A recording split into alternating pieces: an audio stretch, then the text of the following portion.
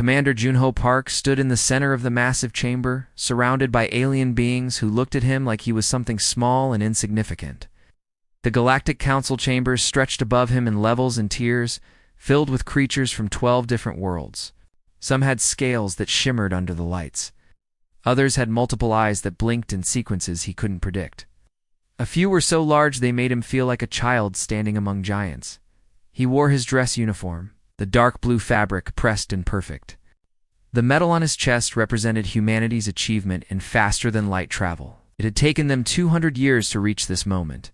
200 years of struggling through space, building stations, establishing colonies, and finally discovering how to break the light barrier. He thought this day would be a celebration. He was wrong. Ambassador Daeho Kim stood beside him, his weathered face calm but his jaw tight. Daeho had been a soldier before becoming a diplomat. He recognized danger when he saw it. The way these aliens looked at them, the way they whispered and clicked and hummed to each other, it all spoke of contempt. Counselor Vranth rose from its seat. The insectoid creature was massive, easily 3 meters tall, with a chitinous exoskeleton that gleamed like polished metal. Its mandibles clicked as it spoke, the translator device rendering its words into English. So these are the humans. It's the newest species to crawl into space. The way it said crawl made it clear what it thought of them. Junho kept his voice steady. Come seeking membership in the Galactic Council. Humanity wishes to join the community of spacefaring civilizations. We have much to offer and much to learn. A sound rippled through the chamber. It took Junho a moment to realize they were laughing. The sound came in chirps and rumbles and high-pitched whistles, but it was definitely laughter. His hands clenched, into fists at his sides, but he maintained his composure. High Marshal Korath leaned forward from his position on the upper tier. The reptilian commander was covered in dark green scales, and his eyes were the color of old amber. Much to offer. What could your kind possibly offer us? You have no natural weapons. No armor, no venom. You are soft and weak, and die after barely a century of life. He bared his teeth in what might have been a smile. My people live for 3 centuries. You're stronger, faster, and more durable than you could ever be. Daeho stepped forward. Counselor, if I may speak, humanity has survived for 200,000 years on a world that tried to kill us at every turn. We had predators with claws and teeth. We had diseases and weather and countless dangers. We survived them all. We learned, we adapted, we thrived. Vranth's mandibles clicked again. Yes, yes. We've read your files. Your world is a death trap, and somehow you didn't all die. Congratulations on your luck, but luck doesn't matter here. Strength matters. Power matters. Technology matters. And in all of these, you are children compared to us. Another counselor spoke. This one, a being made of what looked like flowing water contained in a transparent membrane. Its voice was like rain on glass. You have 34 colony worlds. We have hundreds. Your largest ship carries 500 people. Ours carry 50,000. You think discovering faster-than-light travel makes you special? We've had it for 3,000 years. Junho felt his chest tighten. This wasn't going how anyone had hoped. The horizon's edge was in orbit above them, with Captain Mireille Choi at the helm. She and her crew were watching this transmission. He wondered what she was thinking right now. We don't claim to be your equals, Junho said carefully. Not yet. We came here to learn, to grow alongside you, to contribute what we can. Contribute what? Korath's voice was mocking. Your short lives? Your weak bodies? Your primitive culture? No, human. You will contribute in a different way. The chamber fell silent. Junho felt ice spread through his veins. Vranth stood to its full height. The Galactic Council has made a decision regarding humanity. You will not be granted membership. Instead, you will be brought into the fold as a subordinate species. Your military will be disbanded. Your ships will be surrendered. Your colonies will be administered by council governors. Your people will provide labor for the greater good of galactic civilization. You're talking about slavery, Daeho said, his voice low and dangerous. We're talking about reality, Korath replied. The reality is that the strong rule and the weak serve. This is the natural order. This is how the galaxy works. Your species lacks the strength to stand alone, so you will be protected and directed by those of us who are stronger. Junho's mind raced. This couldn't be happening. They'd come here in peace, with open hands and hopes for friendship. And these creatures were talking about enslaving his entire species. We won't accept this, he said. You have no choice, Vrenth said. You have 48 hours to surrender all military assets and submit to council authority. If you refuse, the consequences will be severe. We will take what we want by force, and your resistance will only result in unnecessary death. This is a mistake, Deho said. You don't understand what you're doing?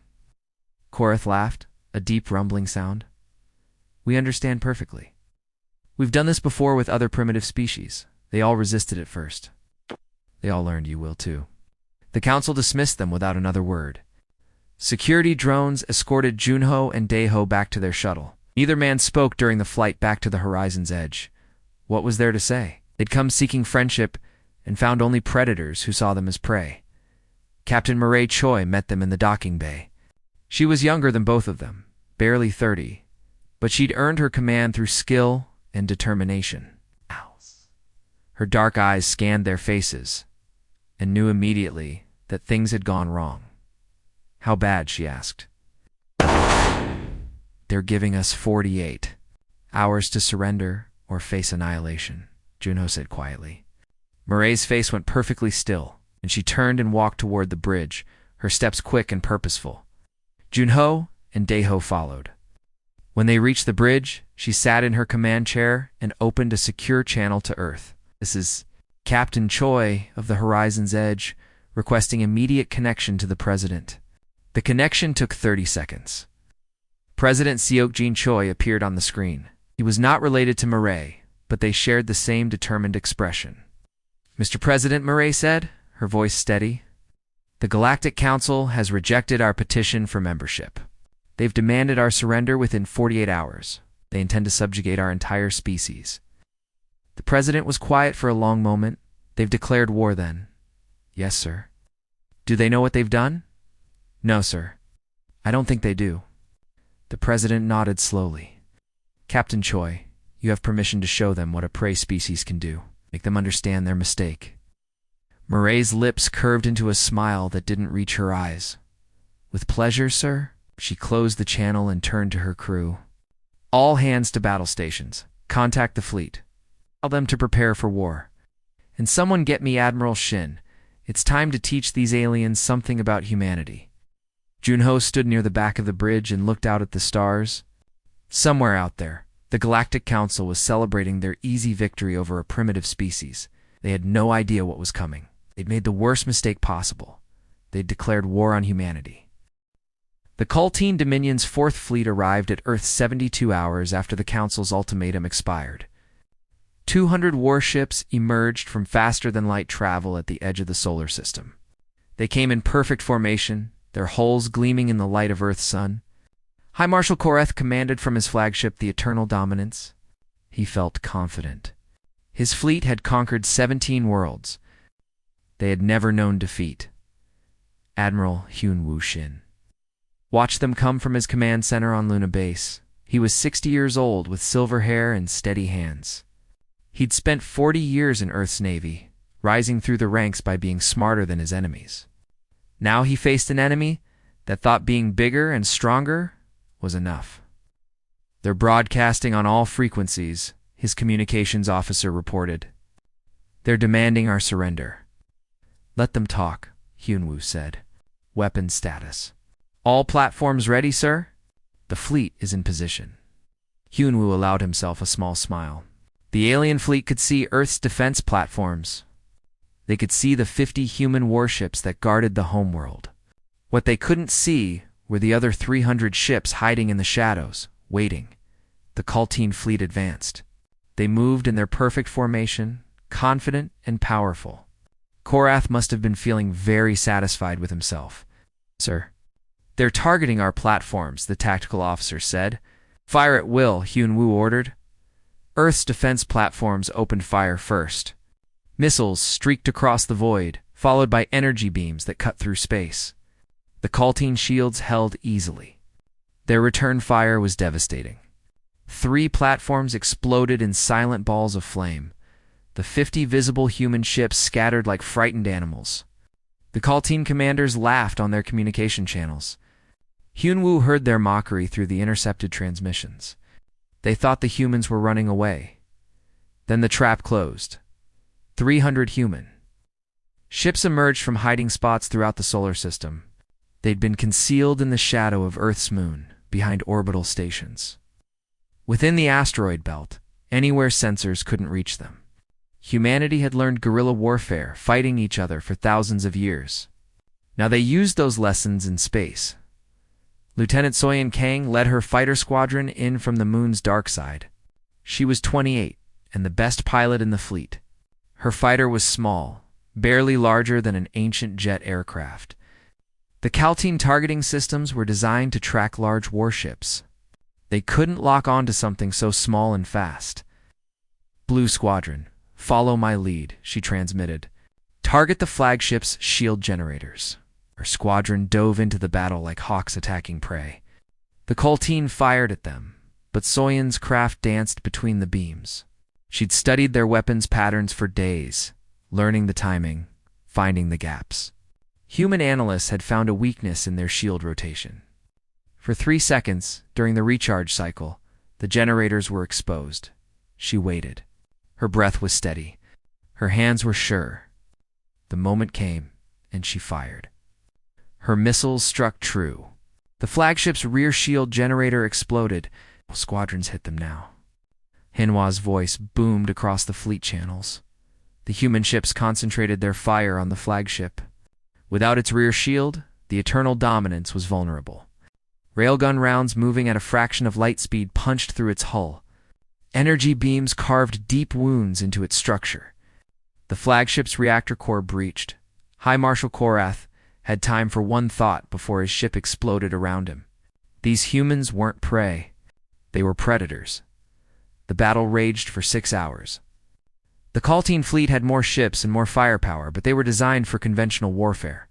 They expected enemies to meet them head-on. Humans didn't fight fair. They struck from unexpected angles, used the environment as cover, and exploited every weakness with ruthless efficiency. When it was over, 147 Kalteen ships were destroyed or crippled. The rest retreated. They'd never expected to retreat from prey. On Mars, a different battle was taking place. Counselor Vrenth had sent its Thelian forces to establish a beachhead at the Mars colonies. 10,000 Thelian warriors landed in the Northern Territory. They were confident. Each Thelian was strong enough to tear through steel with their mandibles. Their exoskeletons were natural armor. They met Sergeant Yoonji Nam and her Marines in the tunnels beneath Olympus Station. Yoonji was 32 years old and had grown up in the rough neighborhoods of Seoul. She'd learned to fight before she learned to read. The Marines under her command were the same.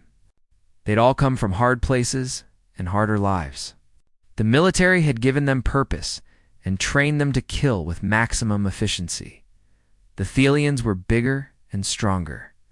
But Yoonji and her people were meaner. "They're coming through tunnels 7 and 8, her scout reported. "Good," Yanji said. "Collapse Tunnel 7.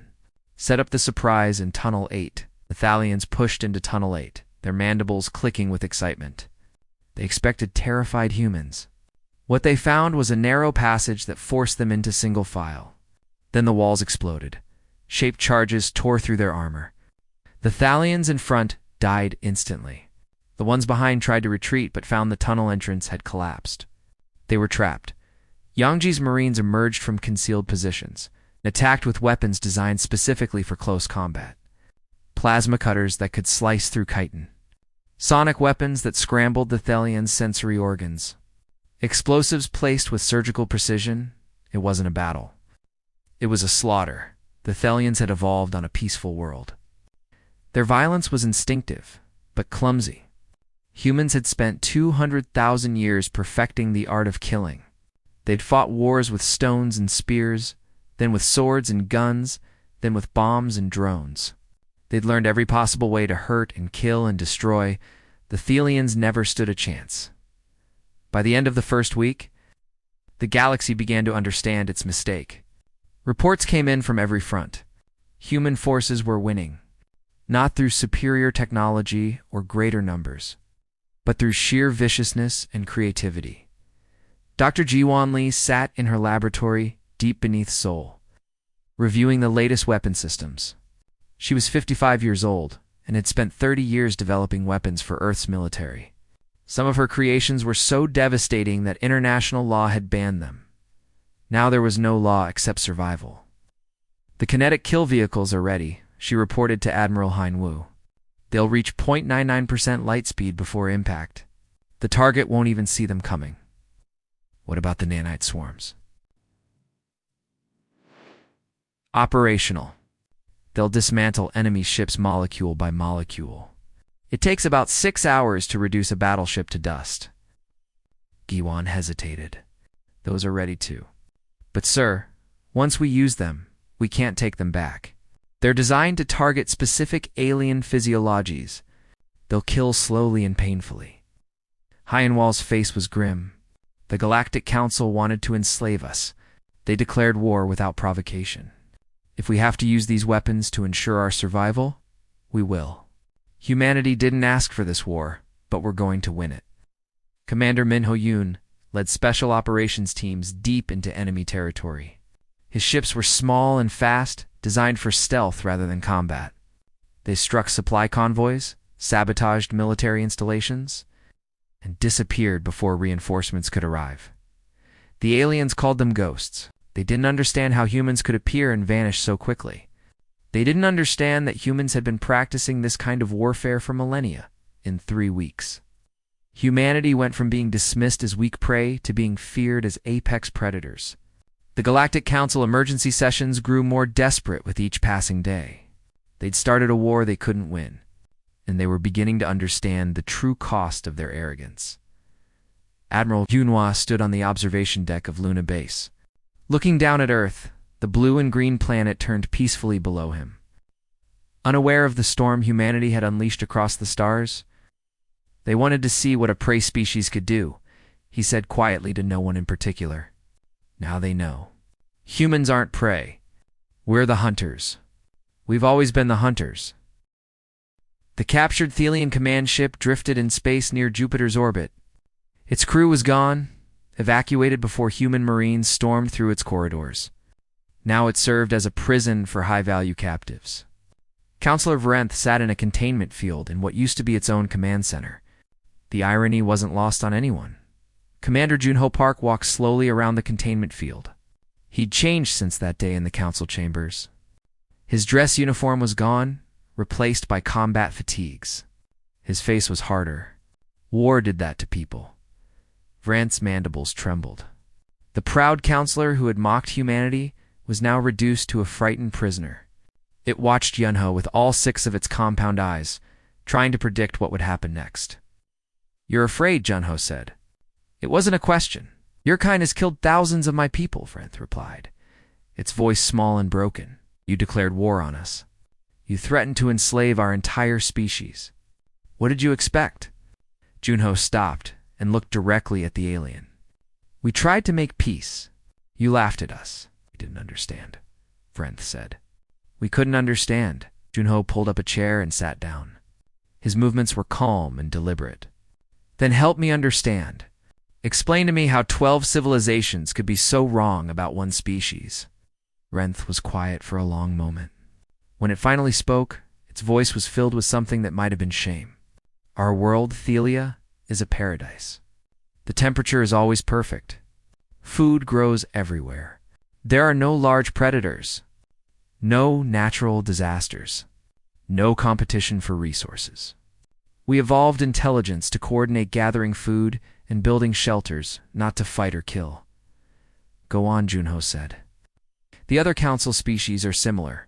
The Cultine evolved on a world where they were the apex predator, but they had no competition. They grew large and strong because they could, not because they needed to. The water beings from Aquilus never had to fight for survival. Their oceans provided everything they needed." Vrenth's mandibles clicked nervously. "None of us understand war the way you do. We thought we did." We have armies and weapons and fleets, but it's all theoretical. We've never faced extinction. We've never had to develop real warfare. Junho leaned back in his chair.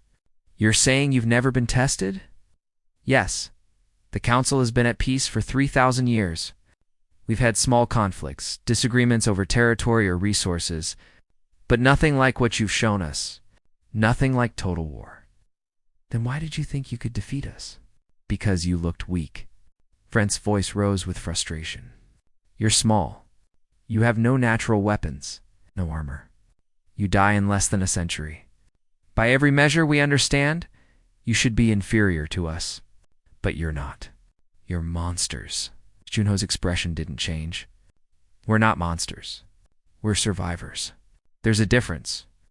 Dr. Sun Hee-han entered the room carrying a data pad.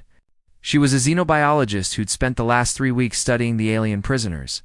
She nodded to Junho and pulled up a holographic display. I've been analyzing the physiology and psychology of all the Council species, she said. The commander is right. None of them evolved under significant selective pressure. Their worlds were too comfortable. They never developed the aggressive traits that humanity did. She expanded the display to show brain scans. Look at this. The Thelian brain has a very small amygdala compared to humans. They don't process fear and aggression the same way we do. The Cultine have better physical capabilities, but their problem-solving under stress is poor. They rely on instinct rather than adaptation. What are you saying? Junho asked. I'm saying that humanity spent 200,000 years being hunted by lions and bears and each other. We developed intelligence specifically to survive hostile conditions. Our brains are wired for violence in a way theirs aren't. We're not more intelligent than them overall, but we're much better at warfare because our entire evolutionary history prepared us for it. So we never had a chance. No, son, he said simply. You didn't. Captain Taijin Bei was operating in deep space, far from the main battle lines. His ship, the Silent Predator, was designed for intelligence gathering. It was small and equipped with the best stealth technology humanity had developed. Right now, it was hiding in the shadow of an asteroid, intercepting alien communications. Captain, you need to hear this, his communications officer said. Tajin put on his headset and listened. The alien voices came through, translated by the AI. It was a council emergency session, and they were panicking. The humans have destroyed the Fifth Fleet, one voice said. The Thelian colonies are requesting evacuation, another added. This is impossible, a third voice said. It sounded like High Marshal Korath's second in command. They're just one species. We are 12. How are they winning? Because we underestimated them, someone else replied. We thought being physically superior was enough. We were wrong. The arguments went on for hours. Taijin listened to it all, taking notes. The council was fracturing. Some wanted to surrender. Others wanted to escalate. None of them could agree on strategy. They'd never had to coordinate a real war effort before. Send this recording to command, Taijin ordered. They need to know the enemy is falling apart. On Mars, Private Jury Song was on guard duty. She was 20 years old and had only been in the military for 2 years. Before the war, she'd been a student studying history. Now, she stood guard over a captured Cultine officer in a makeshift detention center. The Cultine officer was huge, easily twice her size. His scales were dark green with scars from the battle. His amber eyes watched her with what might have been curiosity. Why do you fight so viciously? He asked suddenly. Jury was surprised. Most of the prisoners didn't talk to their guards. Because you gave us no choice. No, I mean, why are you so good at it? My people are stronger and faster than yours. We should be winning. Jury thought about her history classes. She thought about all the wars humanity had fought, all the blood and suffering that had shaped her species. We've been doing this longer than you've had civilization, she said finally. I don't understand. My people have been at war with each other for our entire history. We've fought with stones and clubs, then with bronze and iron, then with gunpowder and nuclear weapons. We've killed each other in every way possible. We've learned from every war, every battle, every mistake. She looked at the Cultine officer. You evolved on a world where you were the biggest and strongest. You never had to learn how to fight someone more dangerous than you did. Every day for 200,000 years. The officer was quiet for a long time. Then we made a terrible mistake. Yes, Jury said. You did. Back on the captured command ship, Junho received a message from Admiral Hyun. The war was going well, but the Admiral wanted to offer the Council terms for peace. Junho was to prepare a proposal. He looked at Vrenith, still trapped in the containment field. If we offered your people a way out of this war, would they take it? If it means survival, yes. Pride means nothing to a dead species. Good, because we're going to offer them peace. But it won't be the peace they wanted. It will be peace on our terms. Junho stood and walked to the viewport. Outside, Earth's fleet moved through space with deadly precision. Human ships that had been mocked as primitive were now feared across the galaxy. You called us weak, he said quietly. You said we were prey, but you forgot something important. Prey doesn't become the dominant species on a death world like Earth. Prey doesn't build civilizations and reach for the stars. We were never prey. We were always predators. You just couldn't see it. Vrenth said nothing. What was there to say? The Galactic Council had declared war on the most dangerous species in the galaxy, and now they were paying the price for their ignorance. In fleet command centers and government buildings across human space, plans were being made. The war would end soon, one way or another. The question was whether the aliens would accept defeat gracefully or force. Humanity to show them what total war really meant. Junho hoped they would be smart enough to surrender. He'd seen enough death already, but if they forced humanity's hand, he knew what would happen. The galaxy would burn. 2 months into the war, humanity stopped defending and started attacking. Admiral Hyun Woo-shin stood on the bridge of the Righteous Fury, Earth's newest and most powerful battleship. Behind him, a fleet of 300 ships prepared to jump into Council Core territory. This wasn't a raid. This was an invasion. All ships report ready, his tactical officer announced. Then let's show them what happens when you corner a predator, Hyunwoo said. Jump on my mark. 3, 2, 1. Mark. The fleet vanished from Earth space and reappeared deep in Coltine territory. Alarms blared across Caltine worlds as human ships materialized above their most important industrial centers. The Dominion's defensive fleets scrambled to respond, but they were out of position. Hyunwoo had studied their patrol patterns for weeks, finding the gaps in their coverage.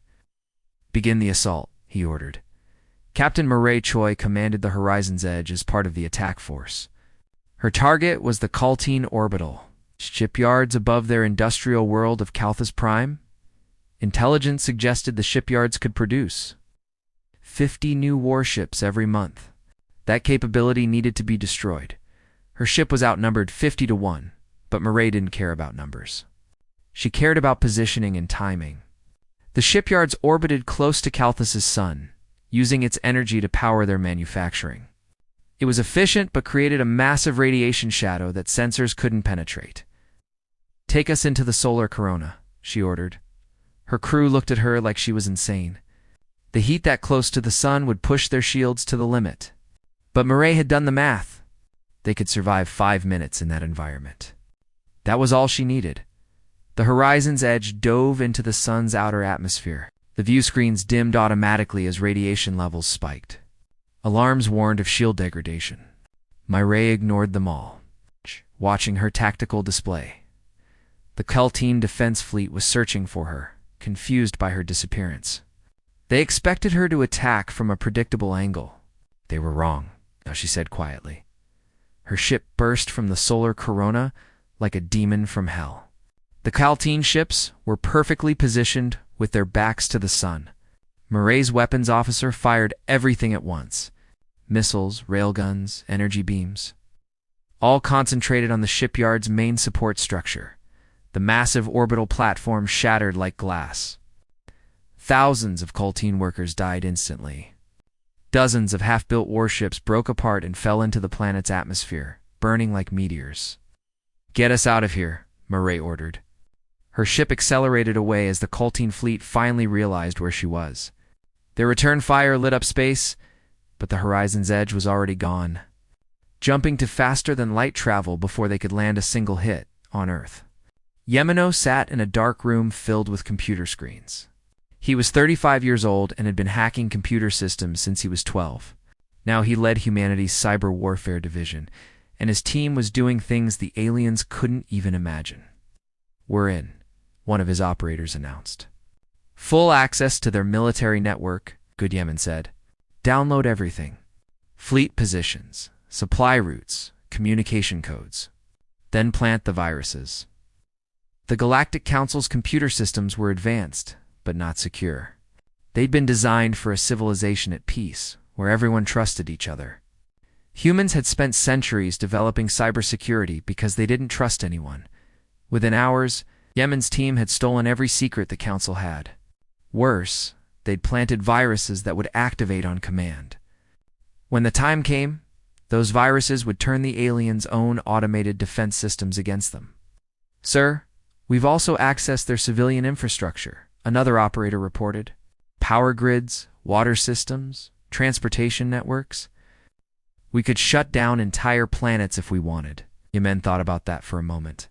The power to destroy civilizations with a few keystrokes. It was terrifying and intoxicating at the same time. Flag those systems, but don't touch them yet. "We're not trying to kill civilians. We're trying to end the war." But even as he said it, he knew that line was getting thinner every day. High Marshal Korath was dead, killed when his flagship exploded. His replacement was a younger officer named Kronak, who was learning very quickly that this war was unwinnable. He sat in the emergency council session, listening to his colleagues argue. "We must use the Null Cascade," one counselor insisted. The Null Cascade was a weapon that sterilized entire planets, killing everything on the surface. It was the Council's ultimate deterrent, never used, but always available. "That's genocide," another counselor protested.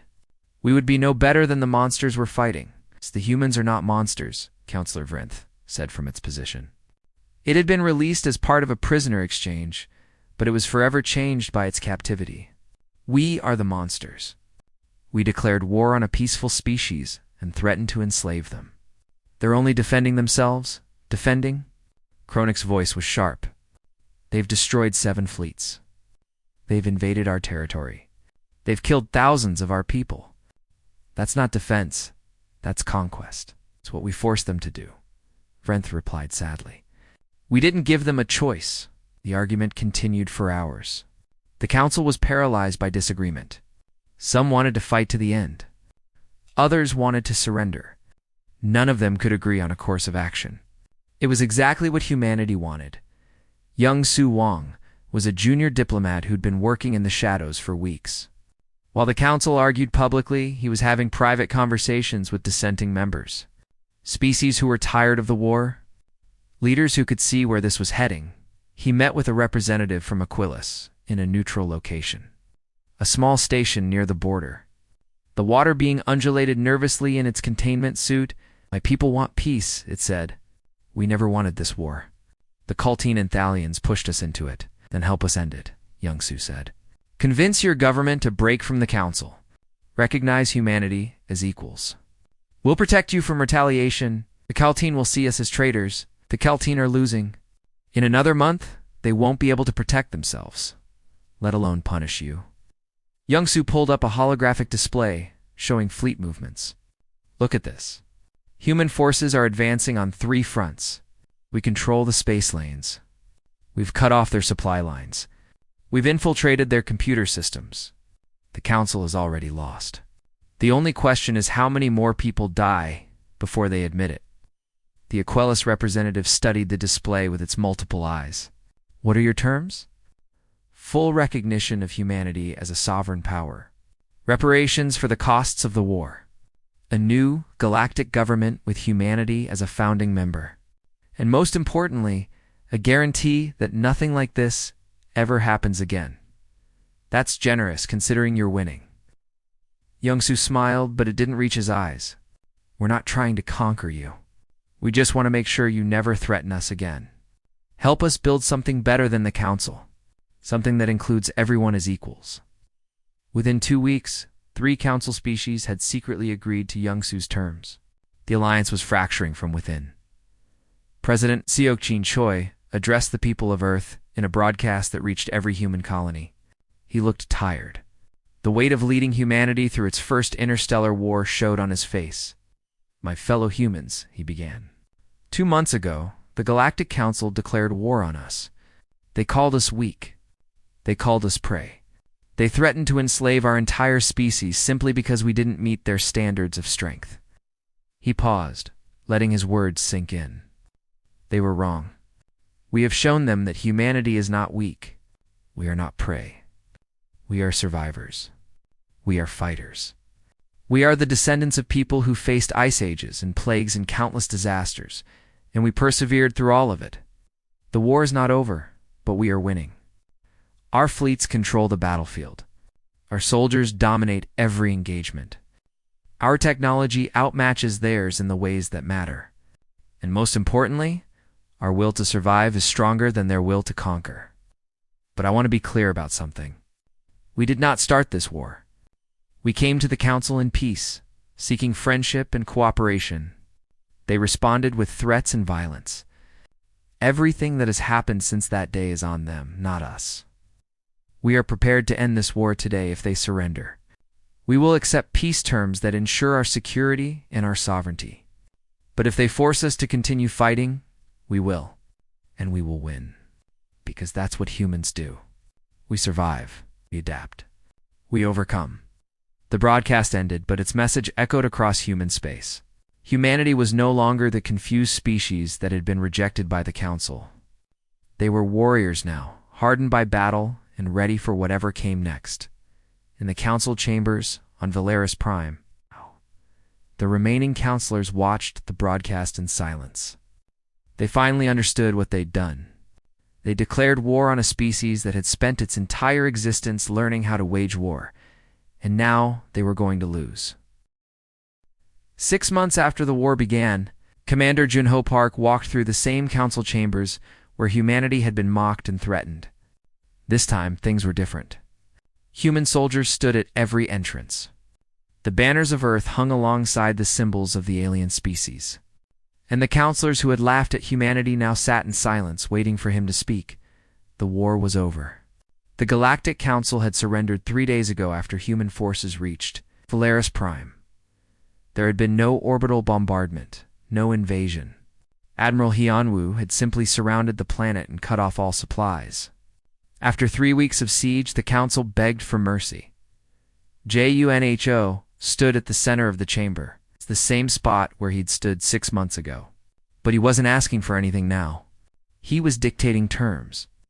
"The Galactic Council is dissolved," he said, his voice echoing through the chamber. "It failed in its basic duty to maintain peace. It declared an unjust war on an innocent species. It threatened genocide. The Council's actions have proven it unfit to govern galactic affairs." Some of the alien counselors shifted uncomfortably, but none of them protested. They didn't dare. In its place, we will establish a new galactic assembly. Every spacefaring species will have representation. Decisions will be made democratically, not by the strongest species imposing their will on the weakest. And humanity will serve as one of the founding members, along with any species willing to commit to peace and equality. Counselor Vrenth spoke up, its voice humble. "What about those of us who supported the war? Will we be punished?" Junho looked at the insectoid being. "War crimes will be prosecuted. Those who ordered attacks on civilians or committed atrocities will face justice. But we're not interested in revenge. We're interested in building something better than what came before." Admiral Hyunwoo Shin oversaw the occupation of former Council territories. His forces were stationed on a dozen worlds, maintaining order while new governments were established. But the occupation wasn't cruel. Human engineers helped repair damaged infrastructure. Medical teams treated wounded civilians. Supply ships brought food and medicine to planets that had been cut off during the war. The aliens watched in confusion. They'd expected the victorious humans to be brutal conquerors. Instead, they were finding that humans could be as generous in peace as they were ruthless in war. Dr. Giwan, Lee stood in what used to be a Coltine weapons facility. Her team was converting it into a hospital. The irony wasn't lost on her. This place had built weapons meant to enslave humanity. Now, it would save lives. "Doctor, we've received a request from the Coltine government," her assistant said. "They're asking for help with their medical technology. Their hospitals are overwhelmed with wounded soldiers." Giwen thought about all the death and destruction that had been caused. Part of her wanted to refuse to let them suffer as humans had suffered. But that wasn't who she was. That wasn't who humanity wanted to be. "Send them what they need," she said, "and send some of our medical personnel to train their doctors. War is over. It's time to heal." Captain Mirachoy met with former enemies in a series of diplomatic sessions. She'd been chosen as humanity's personal representative to the new assembly because she understood both military power and the need for peace. She sat across from a Coltine admiral who'd fought against her during the war. "Your tactics were terrifying," the admiral admitted. "We never expected such creativity in combat. We learned from fighting each other," Murray explained. "Humans have been at war for our entire history. We've made every mistake possible and learned from all of them. That experience gave us an advantage." "So you're naturally violent?" Murray shook her head. "No, we're naturally survivors. Violence is just one tool we learned to use. But we also learned cooperation, diplomacy, art, music, literature, and science. We're capable of great cruelty and great compassion. The question is always which path we choose." She pulled up a holographic display showing Earth's history. Images of ancient wars, medieval battles, world wars, and nuclear weapons. But also images of great achievements. Art and architecture. Medical breakthroughs. Space exploration. "This is what we want to share with the galaxy," she said. "Not just how to fight, but how to survive. How to overcome challenges. How to build something worth protecting. We can teach you to defend yourselves against real threats. We can help you understand that being strong isn't about physical power. It's about resilience, adaptability, and the will to keep going no matter what." The Coltine admiral studied the images. "I think we have much to learn from you." "And we have much to learn from you," Murray replied. "Your engineering is beautiful. Your ships are works of art. You achieved peace for 3,000 years, something humanity has never managed. If we combine our strengths, imagine what we could accomplish together." Ambassador Daeho Kim became the first human High Counselor of the new Galactic Assembly. At 70 years old, he'd lived through First Contact, war, and now Reconstruction. He stood before the assembled representatives of 20 species on the day the assembly officially opened. "We gather here today not as conquerors and conquered, but as equals," he began. The old council believed that might makes right. They believed the strong should rule the weak. That philosophy led to war and suffering. We reject it. He looked around the chamber, making eye contact with as many representatives as he could. "The new assembly will be based on different principles. Every species has value. Every civilization has something to contribute. We will make decisions together, through debate and compromise, not through threats and force. I won't pretend that humanity is blameless. We showed the galaxy our capacity for violence during the war. We killed thousands. We destroyed fleets and stations and infrastructure. We did what we had to do to survive, but we're not proud of the blood we spilled. However, we will never apologize for defending ourselves. You declared war on us. You threatened to enslave our entire species. We responded with the full force of our capabilities. That was justice, not aggression." He paused, letting his words settle. "But now the war is over. Now we have a choice. We can hold grudges and plan revenge, or we can build something better. Humanity chooses to build. We invite all of you to join us." The chamber was silent for a moment. Then Counselor Vrenef stood, its mandibles clicking softly. "The Thelian people accept your invitation. We were wrong to underestimate you. We were wrong to threaten you.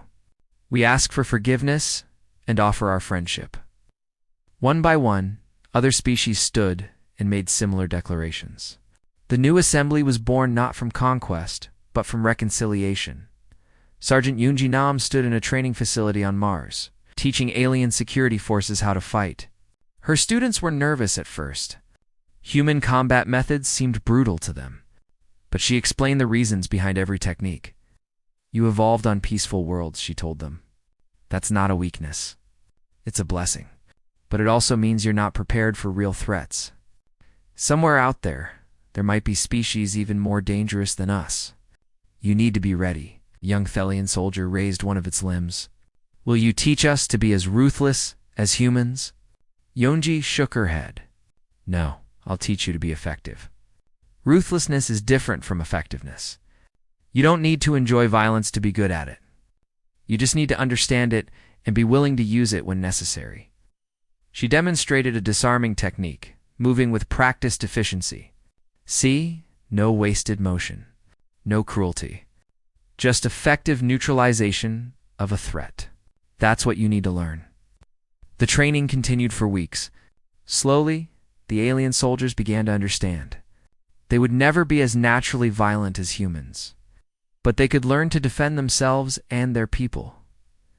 The story closed with a view of Earth from space. The blue and green planet turned peacefully below, just as it had for billions of years. But everything had changed. Humanity had proven itself the most lethal species in the galaxy. Ships bearing Earth's flag now traveled freely among the stars. Human soldiers, scientists, engineers, and diplomats worked alongside aliens on 1,000 worlds. Commander. Gunho Park stood on an observation deck looking at his homeworld. Captain Murray Choi joined him, and they stood in comfortable silence. Do you think they'll ever forgive us for what we did? Murray asked. Maybe, Junho replied. But forgiveness isn't the point. The point is making sure it never happens again. Making sure no species ever mistakes kindness for weakness or peace for inability to fight. We proved we could destroy them, Murray said. Now we need to prove we can lead them. That's the harder task, Junho agreed. Winning the war was easy. Building the peace will take everything we have. Below them, Earth continued its eternal rotation. Humanity had won its first interstellar war, but the real challenge was just beginning. They'd shown the galaxy their capacity for violence. Now they needed to show their capacity for wisdom, compassion, and leadership. The Galactic Council had declared war on humanity, thinking they were conquering a weak species. They learned too late that humanity was never weak. Humans were survivors, fighters, and most dangerous of all, they were adaptable. They could be brutal warriors when threatened, and generous partners when at peace.